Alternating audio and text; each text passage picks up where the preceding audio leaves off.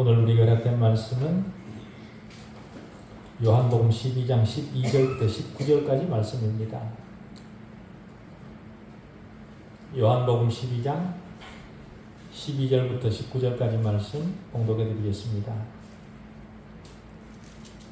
그 이튿날에는 명절에 온 큰 무리가 예수께서 예루살렘으로 오신다는 것을 듣고 종려나무 가지를 가지고 맞으러 나가 외치되 호산나 찬송하리로다 주의 이름으로 오시는 이 곧 이스라엘의 왕이시여 하더라.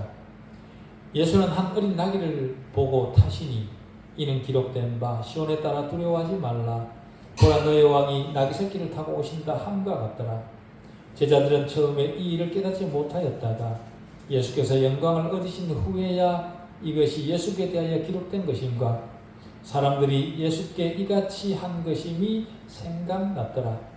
나사로를 무덤에서 불러내어 죽은 자 가운데서 살리실 때에 함께 있던 무리가 증언한지라.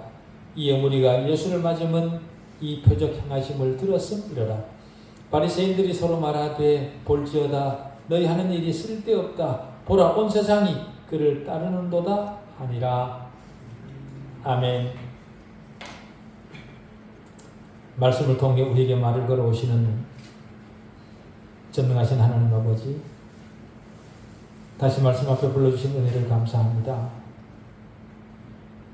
지나는 말씀이 창조주 하나님의 영광과 구속주 하나님의 사랑을 바르게 드러내게 해주십시오.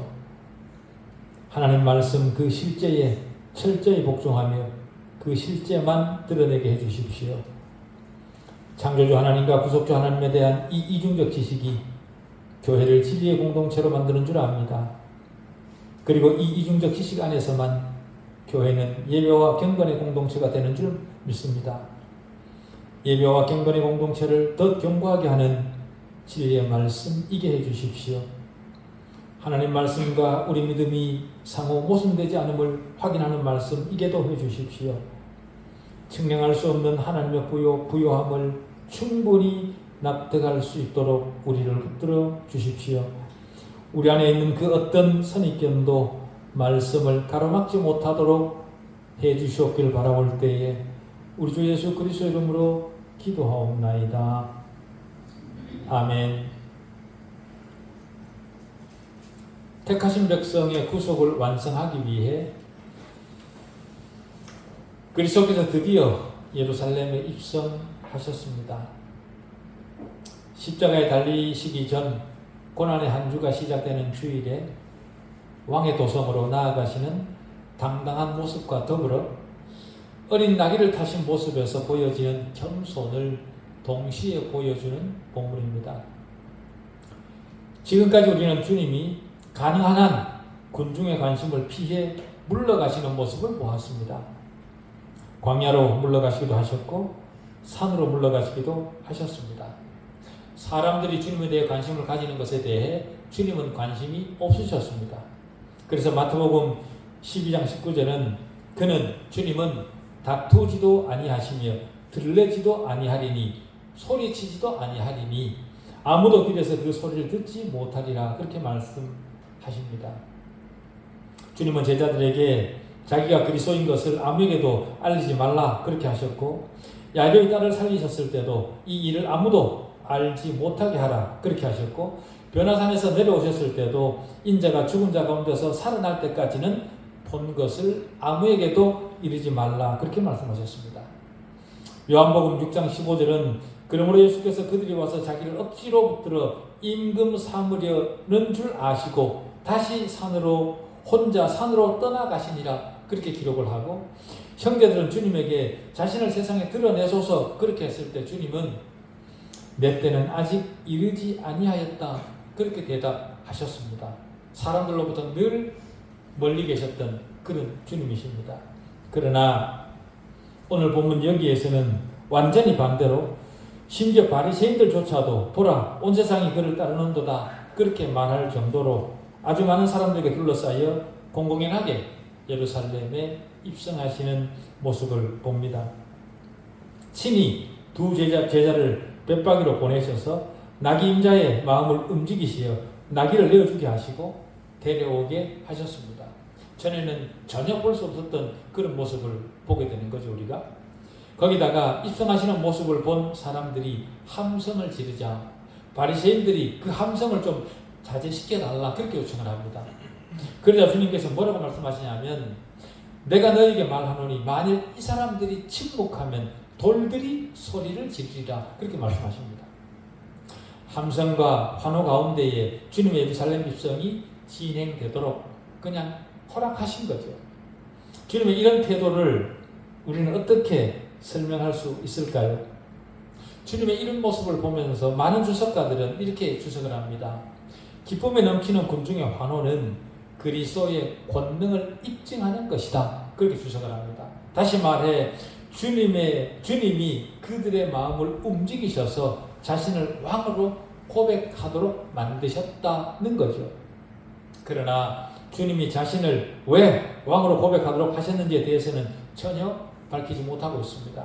거기다가 그렇게 함성을 지르던 그 군중들이 불과 나흘 뒤에는 주님을 십자가에 못 박아라 그렇게 외치며 흥분했던 그들로 바뀌어버립니다.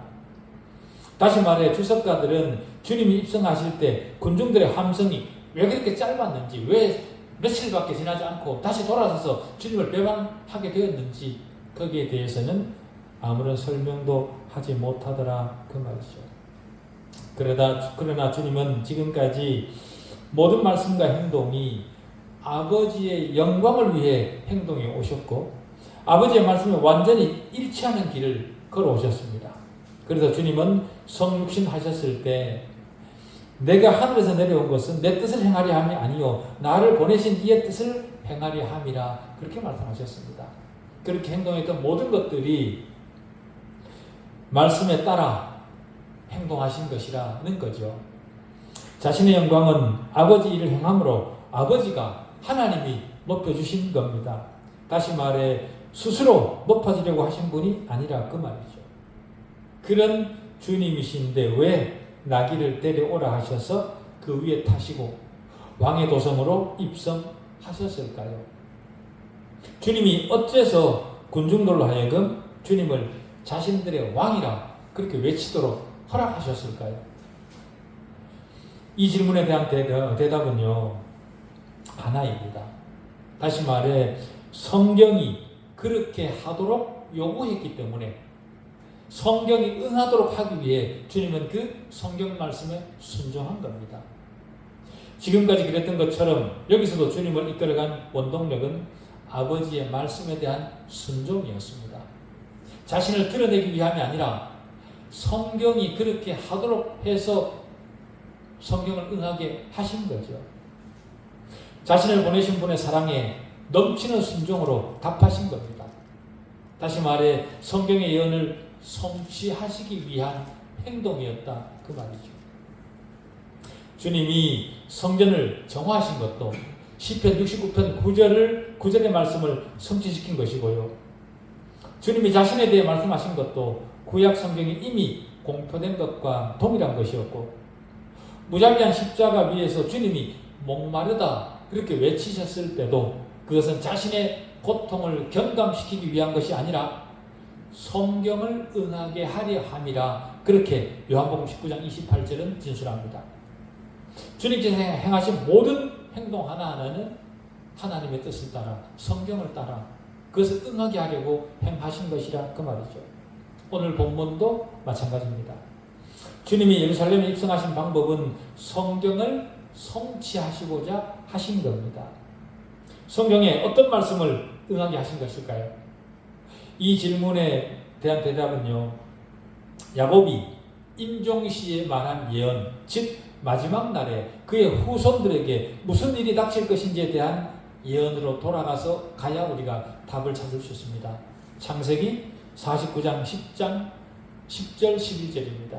거기 보면 규가 유다를 떠나지 아니하며 통치자의 지팡이가 그 발 사이에서 떠나지 아니하기를 실로가 오시기까지 이르리니 그에게 모든 백성이 복종하리로다. 그의 나귀를 포도나무에 매며 그의 암나귀 새끼를 아름다운 포도나무에 맬 것이며 라고 얘기를 합니다. 여기서 규는 종족의 권세를 나타내는 지팡이, 다시 말해 아까 거기 통치자의 지팡이라는 말과 같은 말입니다. 다시 말해 그 종족을 통치하시는 통치자의 지팡이, 그게 바로 규인 거죠. 유다의 통치권을 가지고 계신 분은 하나님이십니다. 하나님의 다스림이 유다를 떠나지 않겠다는 겁니다. 언제까지요? 실로가 오실 때까지. 그럼 실로가 뭐냐? 실로는요, 특정한 장소를 나타내기도 하지만 메시아적인 인물을 나타내기도 합니다. 그러니까 여기서는 메시아적 인물로 해석을 해야 되는 거죠. 메시아가 오실 때까지 유다 종족의 독립을 보존하시겠다, 지키겠다. 그 유다를 지키고 있던 그 규가 유다를 떠나지 않겠다. 그렇게 야고보를 통해 예언하신 겁니다. 우리는 복음서를 통해 창세기 49장 10절의 성취를 볼 수 있습니다. 열 지파는 오래지 않아서 다 포로로 잡혀가서 결코 돌아오지 못했습니다. 그러나 유대인들은 하나님의 아들이 성육신 하셔서 사람들 중에 거하시던 때에도 팔레스타인 지역에 그대로 살고 있었습니다. 유대 민족들은 그대로 보존되고 있었던 거죠. 그 예언을 하면서 야곱은 모든 백성이 실로에게, 그 그리스도에게 복종하리라 그렇게 했습니다. 야곱의 이 예언은 그리스도께서 예루살렘에 공식 입성하셨을 때 처음으로 성취되었습니다. 그리고 그 다음 말을 보십시오. 그의 나귀를 포도나무에 매며 그의 암나귀 새끼를 아름다운 포도에 맬 것이며, 이렇게 얘기합니다. 포도나무는 이스라엘 백성입니다. 그리고 아름다운 포도나무는 그리스도 자신을 나타내는 겁니다. 거기서 이미 주님께서 암나귀 새끼를 데리고 입성하실 것을 예언하신 겁니다. 이런 일이 언제 일어난다는 겁니까? 언제 일어나는가에 대한 해답은 다니엘서 9장 24절부터 27절에 가면 있습니다. 거기 가면 다니엘서 9장 24절부터 27절을 읽어드리면 이렇게 거기 진술되어 있습니다. 네 백성과 네 거룩한 성을 위하여 이런 이래를 기한으로 정하였나니, 네 백성과 네 거룩한 성을 위하여 이런 이래를 기한으로 정하였나니, 허물이 그치며 죄가 끝나며 죄악이 용서되며 영원한 의가 드러나며 환상과 예언이 응하며 또 지극히 거룩한 이가 기름 부음을 받으리라.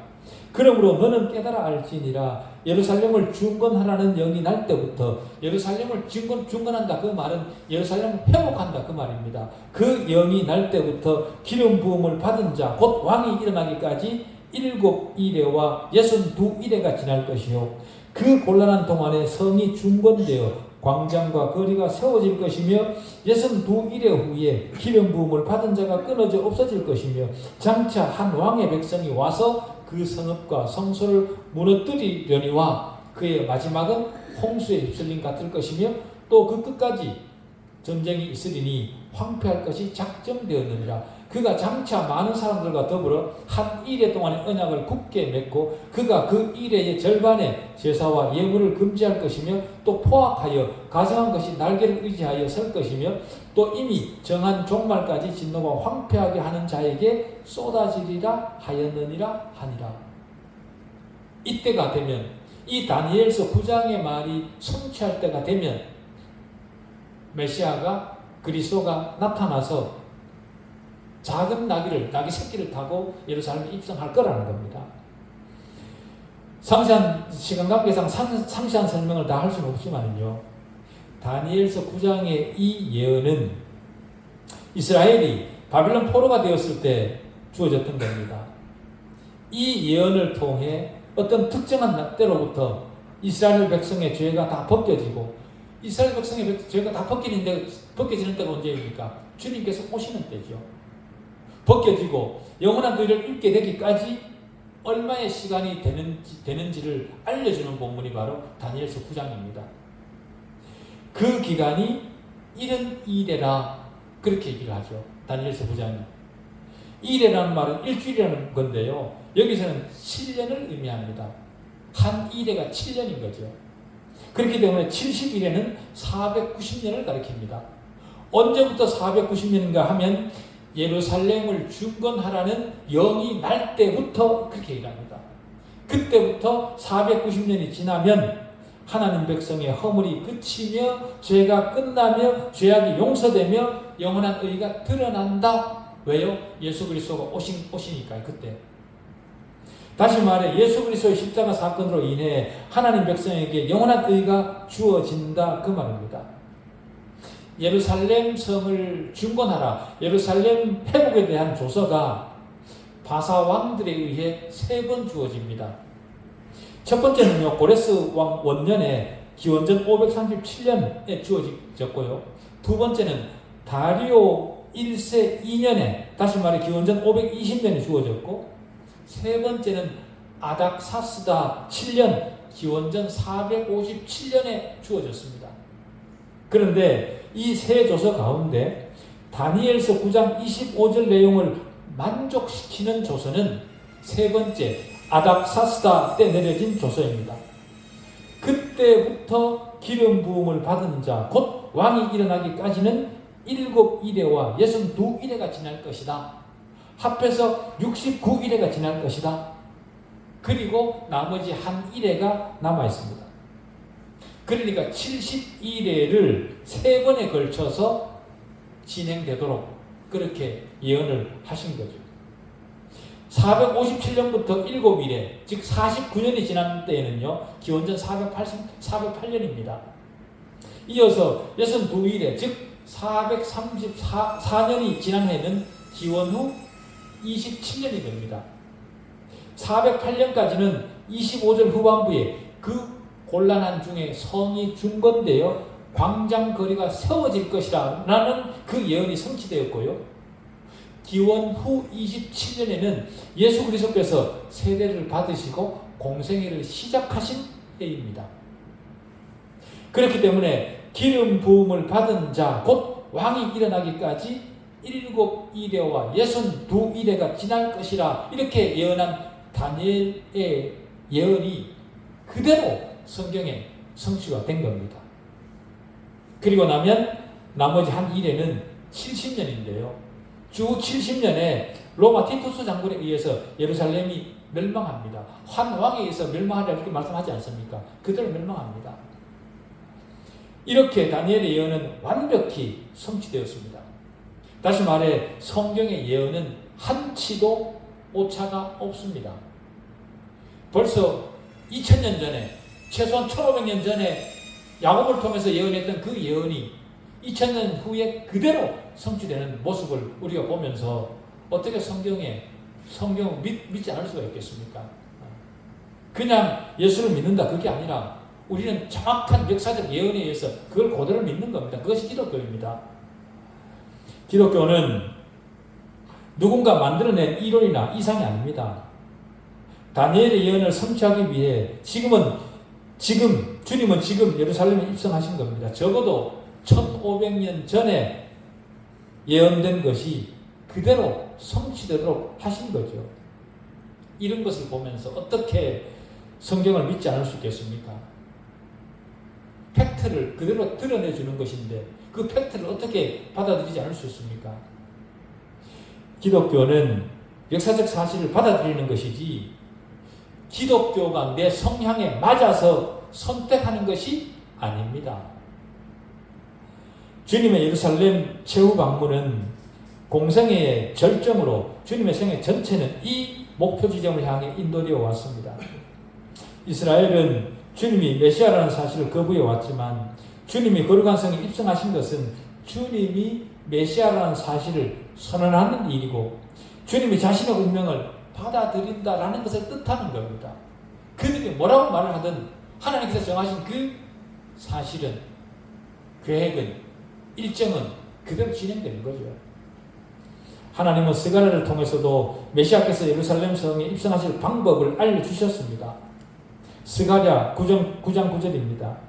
시온에 따라 크게 기뻐할지어다. 예루살렘에 따라 즐거이 부를지어다. 보라, 네 왕이 네게 임하시나니 그는 공의로우시며 구원을 베푸시며 점선하여서 나귀를 타시나니 나귀의 작은 것 곧 나귀 새끼니라.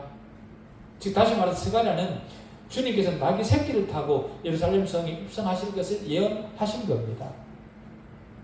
야곱을 통한 예언은 BC 19세기 내지는 17세기경입니다. 그리고 다니엘을 통한 예언은 BC 605년경이고요. 스가랴를 통해서 한 예언은 BC 520년경입니다. 엄청난 시차가 나는 거죠. 그런데도 똑같은 진술을, 똑같은 예언을 합니다. 어떻게 그럴 수 있습니까?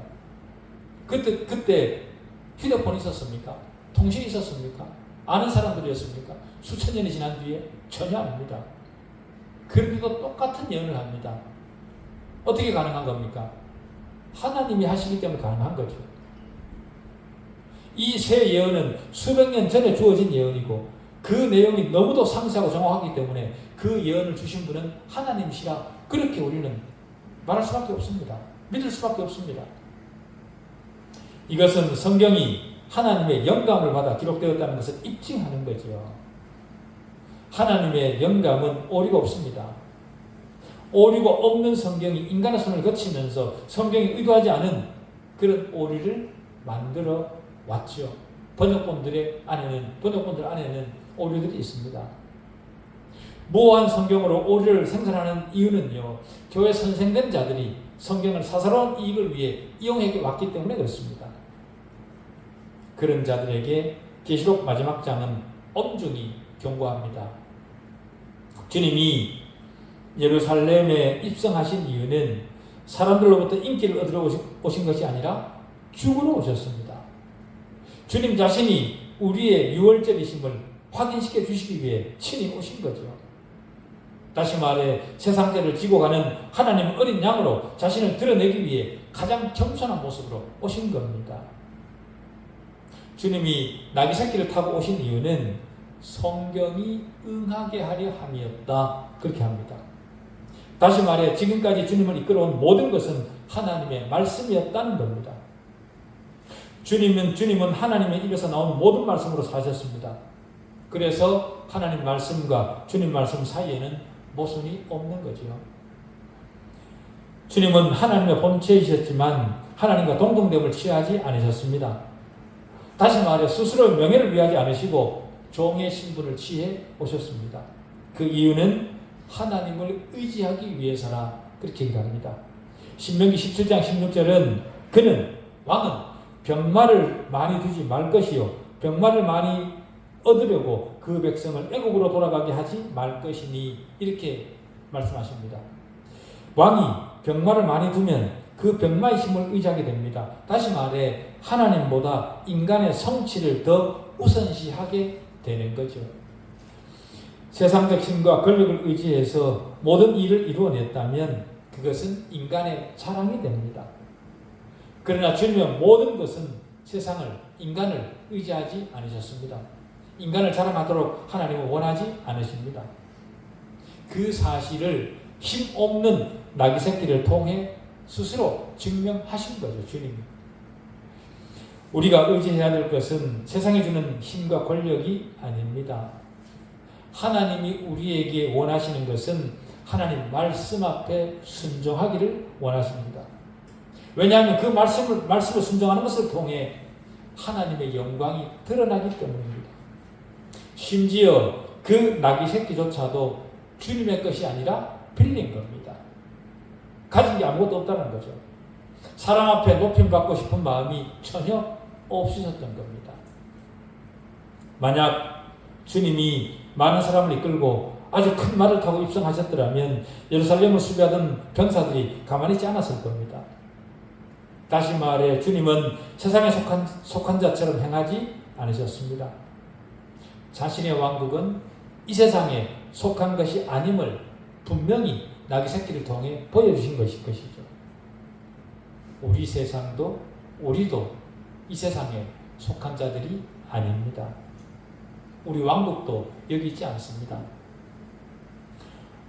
어떤 사람은 지금 말씀하신 내용이 계시록 19장 11절 또 내가 하늘이 열린 것을 보니 보라 병마와 그 탄자가 있으니 그 이름은 충신과 진실이라 그가 공의로 심판하며 싸우더라 이런 말씀과 아주 기세 있고 많은 것을 가지신 이런 모습과 모순된 말씀 아니냐 이렇게 말하는 사람들이 있습니다. 그러나 계시록 19장 11절의 모습은요 주님께서 재림하실 때 우리가 보게 될 모습입니다. 완전히 다른 상황인 거죠. 그때는 모든 것이 달라집니다. 초림 때는 자신을 낮추시고 오히려 수치를 입고 오셨지만 장차는 권능과 위엄을 입고 오실 것이라 그 말입니다. 전에는 머리 둘 곳이 없으셨지만 장차는 영광의 보좌에서 다스리실 것입니다. 전에는 악한 자의 십자가에 못 박혀 죽으셨지만 장차는 절대적 권능으로 오십니다. 상황이 너무도 다르죠. 16절에 제자들은 처음에 이 일을 깨닫지 못하였다 이렇게 얘기합니다. 사도들도 주님의 일에 아둔하기는 우리와 마찬가지였던 것 같습니다. 하나님께서 말씀하신 모든 것을 믿는 것, 그것을 하나님 말씀을 우리가 이해하든 이해하지 못하든 우리가 믿어야 되는 것은 우리에게 부과된 의무입니다. 우리가 하나님의 말씀을 믿는 것은 하나님의 말씀을 다 이해했기 때문에 믿는 것이 아닙니다.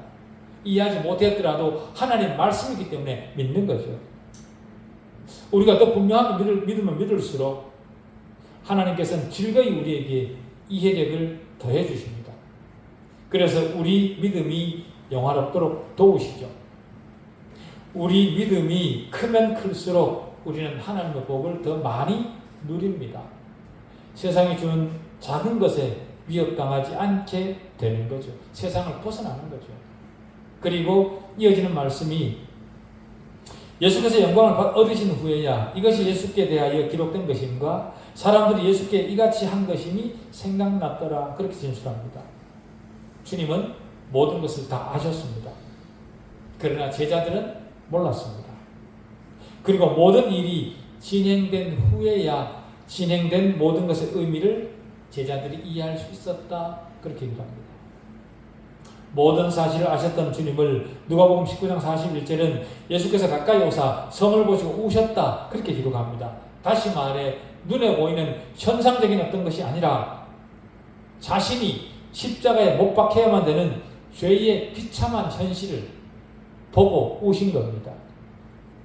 호산나라고 외치던 군중들이 불과 며칠이 못 되어 그를 십자가에 못 박으라 그렇게 외치던 사람들로 변할 것을 주님은 이미 그 전에 다 알고 계셨던 겁니다.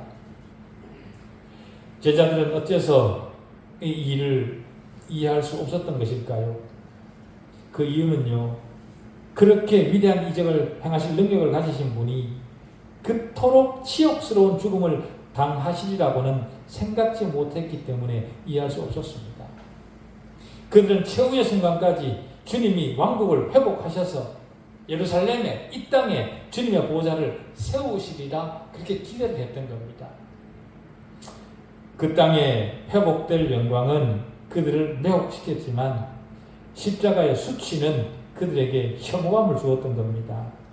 그러나 주님은 누가복음 24장 25절 26절에서 이렇게 얘기합니다. 미련하고 선지자들이 말한 모든 것을 마음에 더디 믿는 자들이여 그리스도가 이런 고난을 받고 자기의 영광에 들어가야 할 것 아니냐 그렇게 얘기합니다. 그렇습니다. 영광이 있기 전에 먼저 고난이 있고 왕관이 있기 전에 십자가가 있습니다. 그러나 주님께서 영광을 얻으셨을 때 다시 말해 주님이 하늘에 오르시고 부활하신 후 성령께서 오사 그들로 진리를 보게 하셨을 때 모든 것이 예수에 대해 기록된 것이라는 것을 뒤늦게 제자들은 깨달았죠. 이 무리들이 환호성을 지르며 주님을 맞이한 이유는 나사로를 살리는 이적을 행하실 때 그 사실을 목격한 자들이 증언했기 때문이라 그렇게 얘기합니다. 이들은 주님을 죽었던 나사로를 살리신 분이라는 정도로만 알았습니다. 다시 말해 주님을 부분적으로만 알았던 자들이죠. 그들이 소리를 친 겁니다. 직접 가르침을 받거나 다른 이적을 목격한 적도 없는 자들입니다. 그렇기 때문에 주님을 온전히 믿고 따르기는 사실상 불가능한 그런 노릇이었죠. 여기서 우리는 표적을 보지 못하면 도무지 믿지 않는다라고 말씀하신 말씀을 생각하게 됩니다. 고린도전서 1장 22절에 따르면 그들은 부지런히 표적을 구하던 자들입니다. 그러나 표적을 따라가는 믿음은요 대단히 위험하죠. 왜 그런가 하면 그런 믿음을 가진 사람들은 거짓 표적으로 사람을 미혹하는 자들의 덫에 쉽게 걸려들기 때문입니다. 표적을 구하는 자들은 조금만 다른 걸 보여주면 거기에 홀라당 빠져버립니다. 진정한 믿음은 주님의 말씀을 들으면서 나는 것이지 표적을 의존하는 믿음은 위험합니다. 그럼에도 바리새인들이 보기에는 일시적으로라도 주님을 따르는 자들을 보면서 두려움에 쌓였습니다. 표적을 보면서 주님을 믿고 환호를 지르던 자들이 이후 주님께서 체포되어 빌라도에게 재판을 받게 되자 완전히 돌변해 버렸습니다. 19장 6절에 의하면 예수를 십자가에 못 박으라 이렇게 소리를 칩니다. 4일 전에만 해도 호산나 다윗의 자손이여 우리를 구원하소서 그렇게 외치던 자들이, 얼마 전까지만 해도 주님을 향해 이스라엘의 왕이라 그렇게 했던 자들이, 그런데 어떻게 이렇게 쉽게 태도를 바꿀 수 있습니까? 그 이유는요, 말씀과 십자가에 기초하지 않은 신앙, 그래서 그 중심에 말씀과 십자가가 없는 신앙은 이처럼 안개가 사라지는 것처럼 상황에 따라 태도를 달리하게 되는 겁니다. 이적을 볼 때는 종려나무 가지를 흔들던 그들이 십자가에 달리게 되는 상황이 되자 조롱과 비웃으며 손가락질을 합니다. 여기서 우리는 어떤지 돌아볼 일입니다. 우리 신앙은 어떻습니까? 주님의 말씀과 십자가에 기초한 신앙입니까? 아니면 다른 어떤 이유로 잠시 믿음을 드러내는 것처럼 그렇게 하는 신앙입니까? 자기 자신에게 물어봐야 됩니다. 겉으로 드러나는 화려한 성과보다 내 개인의 믿음이 말씀에 의해 신실해야 됩니다. 말씀을 따라 믿는 견고한 신앙은 십자가의 흔적도 함께 가지고 가는 그런 신앙입니다. 우리의 남은 신앙이 그런 신앙이기를 바랍니다. 기도하시겠습니다.